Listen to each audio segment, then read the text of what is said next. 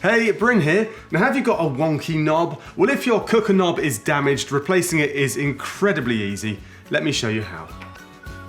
So hobnobs don't last forever. They can be damaged by yanking them too hard or by burning them on hot pots and pans. But as I said, replacing them can be incredibly easy.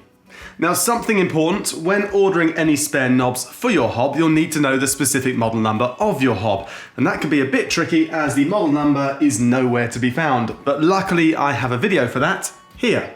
Now, depending on your model of hob, the knob should just slide off. However, if they're a bit stiff or refuse to budge, you can use a kitchen utensil as a lever. However, don't use a metal one unless you want to risk scratching your hob. Now, my preferred choice is a plastic spatula. Get it underneath the knob and lift it up.